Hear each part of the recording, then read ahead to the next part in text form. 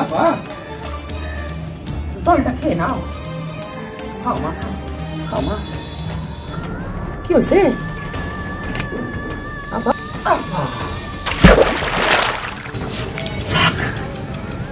ওষুধটা কাজ করে গেছে। আমার তুই মাফ করিস আপা। আমি জানি আল্লাহ আমাকে ক্ষমা করবে না, কিন্তু তোর সুখের জন্য আমি এটুকু করতেই হবে। আমারে ক্ষমা করিস মা, ক্ষমা করিস। এই মা,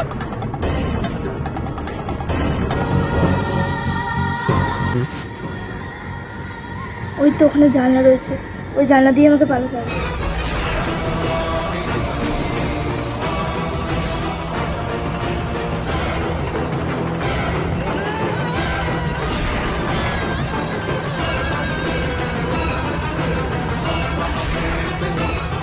তিনি পালিয়েছে। তাড়াতাড়ি চল। হ্যাঁ, আরে হ্যাঁ সত্যি তো, আমি তোকে ঘরে রেখে গেছিলাম।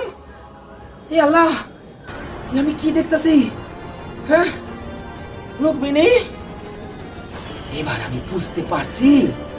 তার মানে ও নাটক করছিল, তার মানে ও মণ্ডপ থেকে পালাই গেছে। কিন্তু কিন্তু আমি পাত্রপক্ষের কাছে কি জবাব দেবো? আমার যে মান সম্মান সব নষ্ট হয়ে যাবে। আমার আমার একটা মান সম্মান আছে, মান সম্মান আমি আমার নষ্ট হতে দেবো না, কিছুতেই দেব।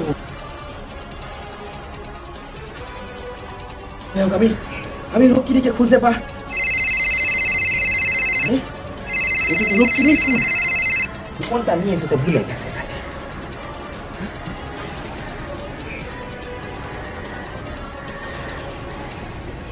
হ্যাঁ হ্যালো, আমি রূপাঞ্জন বলছি। শোনো রুক্মিণী, আমার হাতে এখন বেশি সময় নেই। আমি তোমাকে ঠিকানাটা বলছি, তুমি তাড়াতাড়ি নোট করে নাও। আমি এক্ষুনি আসছি। গুপ্তবাড়ির ঠিকানাটা হলো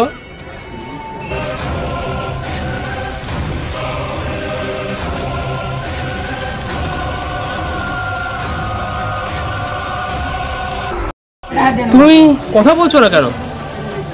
ও বুঝতে পেরেছি, ওই বেটা হান্নার আলী তোমার সামনে আছে না?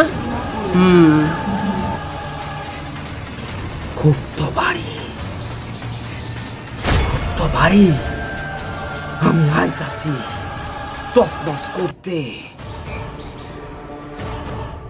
নিশ্চয়ই গুপ্ত বাড়িতেই গেছে, আর কোথাও তোর ঠিকানা হবে না। ঠিক আছে, আমার নাম হান্নান আলী। আমি ওই গুপ্ত বাড়িতে গিয়ে সব তছনছ করিয়া দেব। আমার শান্তি। আইতাছি আমি।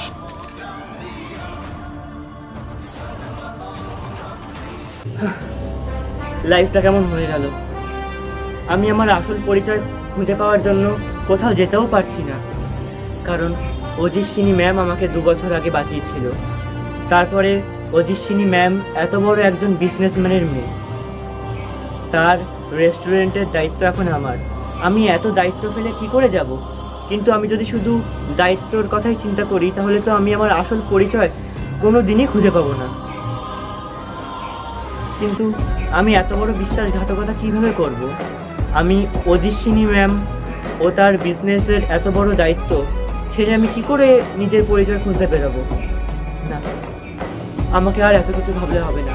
আমাকে একটু হলেও স্বার্থপর হতেই হবে।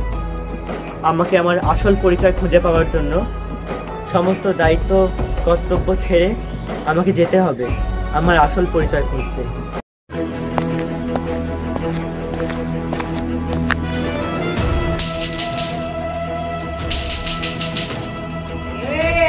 গেট খুলুন, সব তছনছ করে দেবো।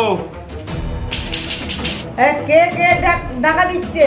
তুমি কিন্তু মাত্রা ছাড়িয়ে যাচ্ছ। মাত্রা আমি এখনো কিছুই ছাড়াইনি। স্নিগ্ধা ও আশুতোষের পুনরায় দেখা।